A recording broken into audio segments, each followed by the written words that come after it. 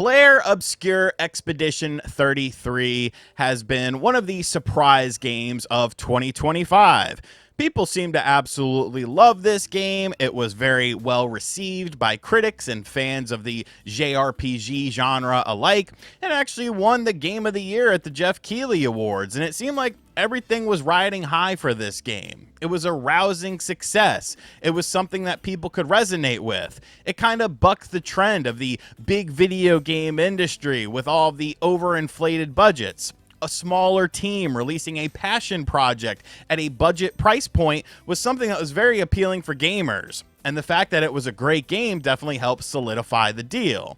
Now, I never played Expedition 33 because, I saw there was an issue with it. Like, they didn't spell check anything. There's a U in color. No, it's not color. It's color. C-O-L-O-R. So if you're not going to spell check things, I'm going to wait for that to be patched out. But jokes aside, I never got around to playing the game. Maybe I will one day. Maybe I won't. But I don't even have to have played the game in order to make this video, because this video isn't even necessarily about the game itself.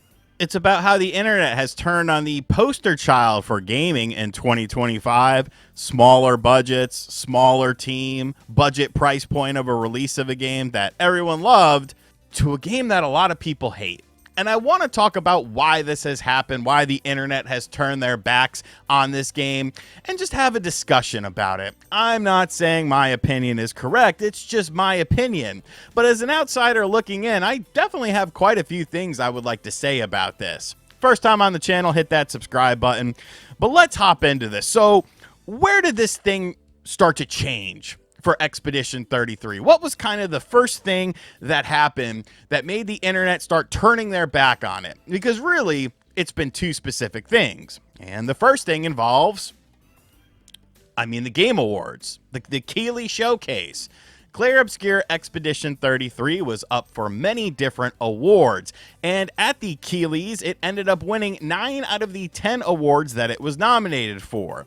9 awards for one single game is now the highest that a game has ever gotten, and it was a rousing success. It won all sorts of different awards, and of course the very coveted Game of the Year award. It seemed like every time that Claire Obscure was nominated for something, one of those people in their little red French berets went up there and got the award. It should have been a raspberry beret that you got at a secondhand store.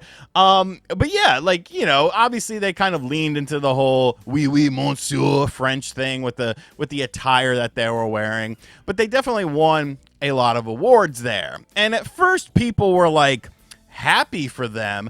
But as time went on and they kept winning more and more and more awards, people started to sour on them. People started to have conversations about, should there be a cap? Should there be a limit on how many awards a single game could win? Because it doesn't seem fair. It doesn't seem like it's something that should be allowed. And this is such a weird, multifaceted thing for me, especially as someone who, I like to look into the panel of judges on the Game Awards. And if you look into the panel of judges on the Game Awards, you see many glaring problems. A lot of these websites, especially the United States websites, the websites that are listed that maybe you're not super familiar with, that are not known for gaming content, that are part of this panel, many of them do 1 or 2 video game reviews a year. Some of them, there's been huge gaps in time where they have done any sort of video game review.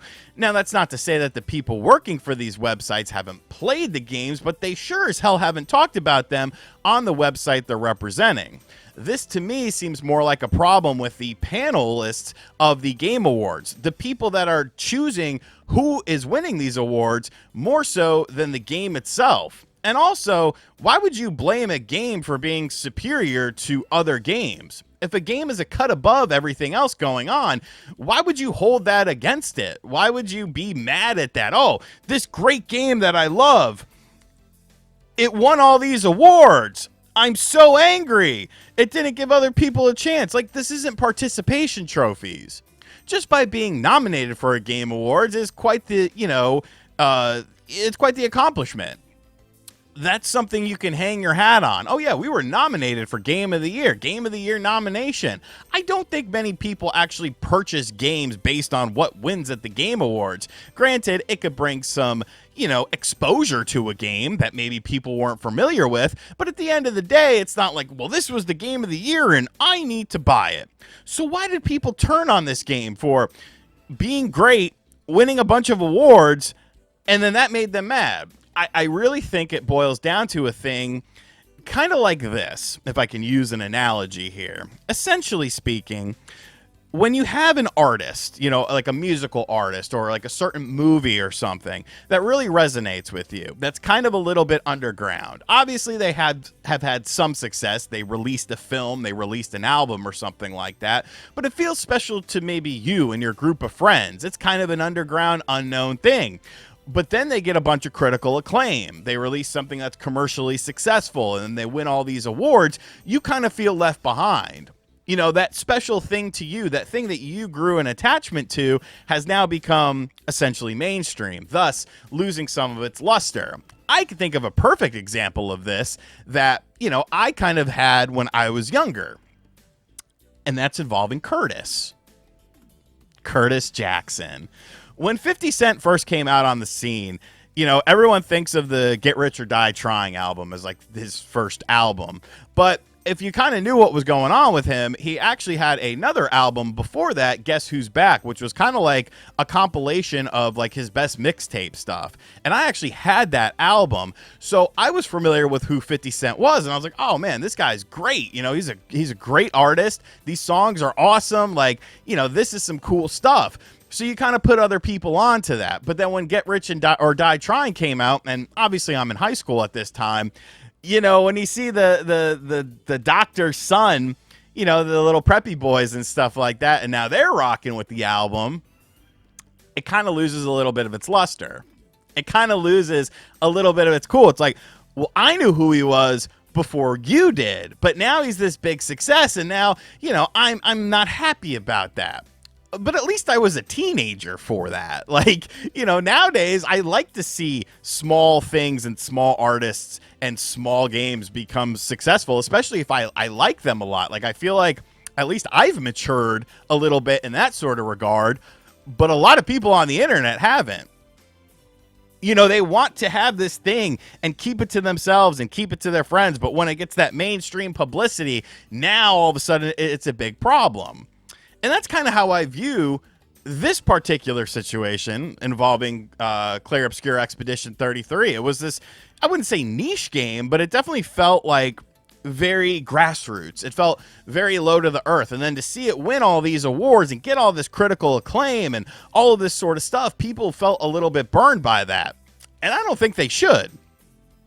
But that's not the only thing going on. Because the new thing has people in an absolute tizzy, absolutely losing their mind. And I'm just like, holy hell, man. How do you survive on the internet?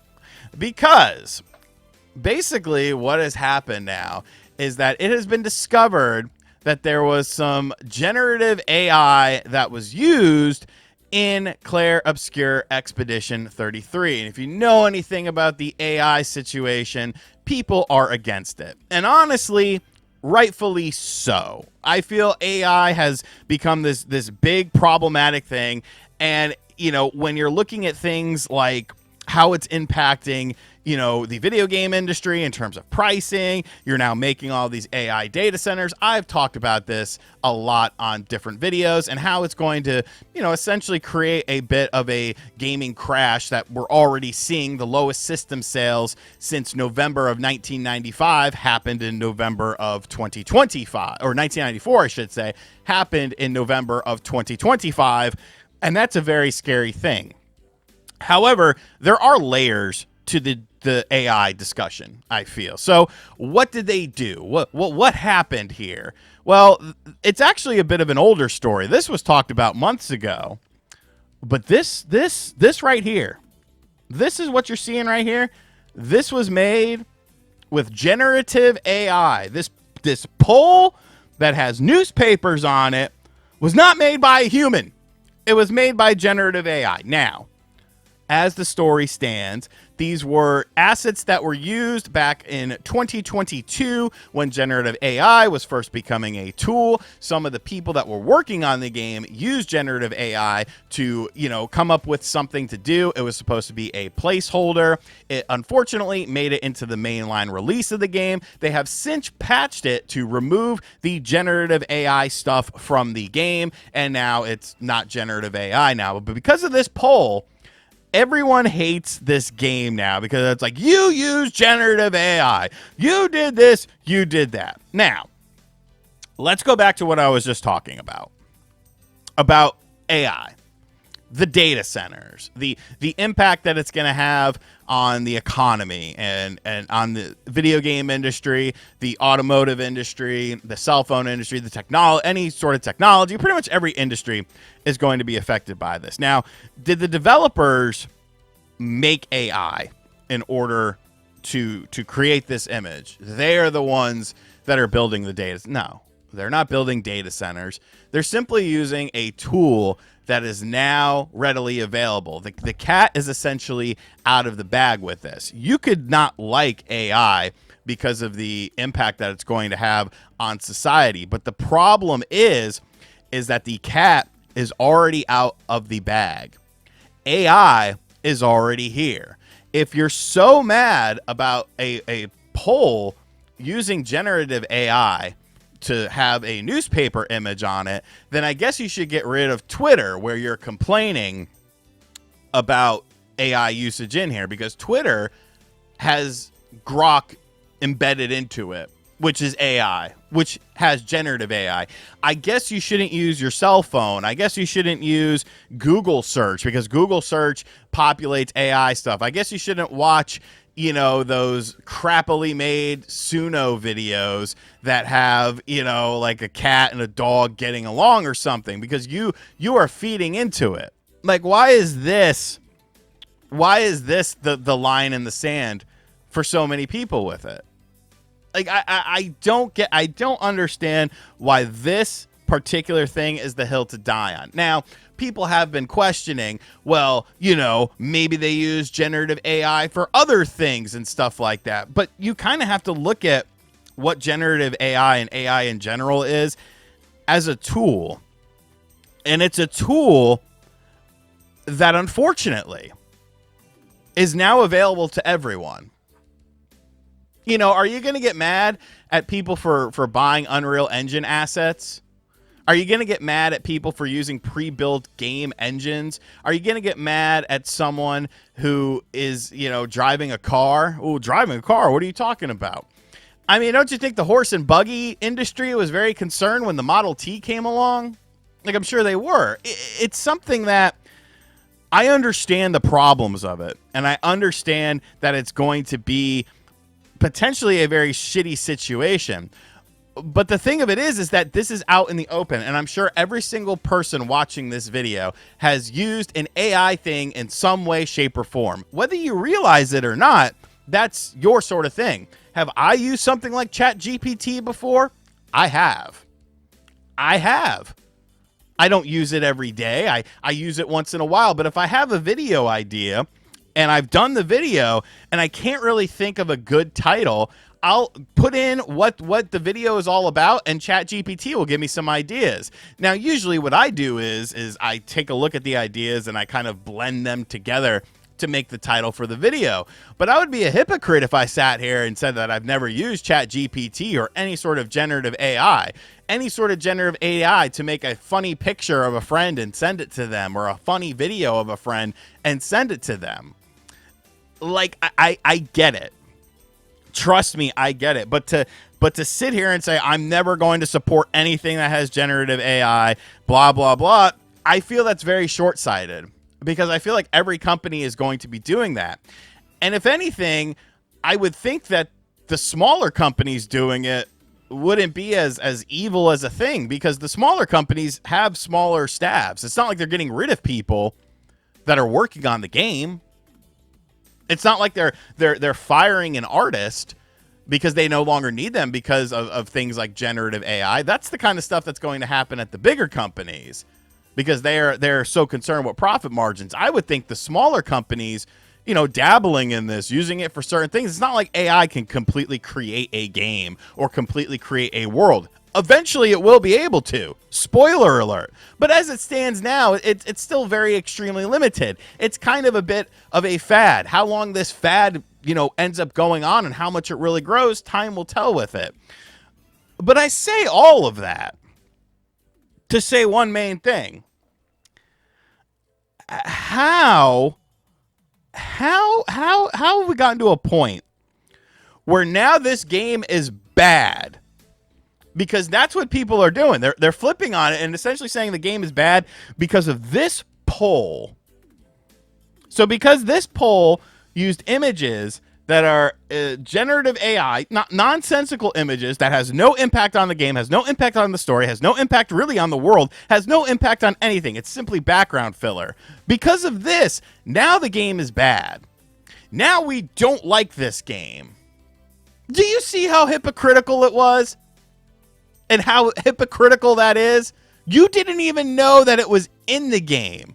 And you loved the game. But one little portion of the game had it in there, and now it's the Antichrist of gaming. It's the biggest problem we've ever seen. I feel so betrayed as I type this on Twitter, which uses generative AI all the time, and Grok and stuff like that. Like, you didn't even know.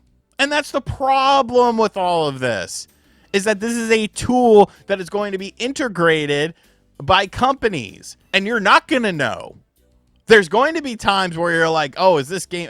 What do you think about the games that are coming out of China right now? A place where nobody gives a shit about anything like that.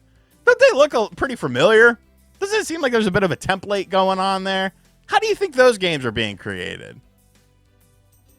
Do you know? Do you have the answers to that? Because I have a sneaking suspicion I do. Look, I get it. The AI stuff is very scary, and I personally am not a fan of it.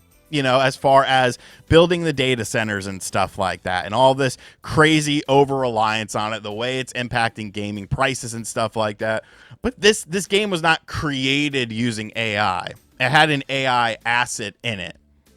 And if you've ever used ChatGPT, if you've ever edited a photo, because, I guess you should get rid of Photoshop too. You should get rid of your video editing software too, because AI is embedded in all of this stuff. They constantly ask me, do you want to use AI for your video? I'm like, have you ever watched one of my videos, dog? People would notice that immediately. Like, I'm not an editor in any way, shape, or form. But it's like, go live in the woods, off the grid or something like that. Like, if you're so against all of this, because, it's going to be embedded in society. It already is. It already is embedded in society. CGI, look at how the video game industry evolved over time, from things like, you have to do all the sprite work, you have to make the engines and stuff like that, to now, here's some pre-built assets, here's some pre-built engines, here's some this, that, or the other. Now we're using these supercomputers that can help us make games faster and make bigger games and better games. It's like, it's always kind of been something as the industry has grown. So I don't know. It's just kind of my opinion. I think it's very hypocritical for people to now completely turn their back on this game because it was a game that they loved. The game won a lot of awards. Everyone had a good time with the game, but it won too many awards. And then they had a light pole, this light pole right here, and it had these crusty images on it. Boy, oh boy. How could we function as a society? If you want to get mad at someone, get mad at the people and the companies building the AI data centers. But at the end of the day, it's there. What are you going to do? You're going to Sarah Connor? You're going to Sarah Connor it? Is that what you're going to do? Or are you going to sit there and use social media that is embedded with AI anyways to complain about it? Like, I don't know, man. It's not worth losing sleep over. If you love a game, you love a game. Enjoy it. But those are just my thoughts. If you have a different opinion, I 100% welcome it. I am not against anything like that. I understand this is a very new world, and I'm just viewing it from my perspective. But I would like to hear your perspective. So let me know what you think of it in the comments section down below. What do you think of the backlash? Honestly, I don't see how you could be upset about it winning too many awards. Like, if you are, that's pretty weird. If you're upset about the AI stuff, as long as it's within reason, you're like, hey, I would rather them not have done this and then had to patch it out later. Oh, okay, that's a very reasonable response. But, to say, well, this game's bad now, it's like, okay, pal. Okay. And as always, guys, thank you for checking out this video. If you are new to the channel, make sure you hit that subscribe button. Make sure you like, comment, and share. Hit the bell as well for notifications. And as always, I'll catch you guys on the next video. Later.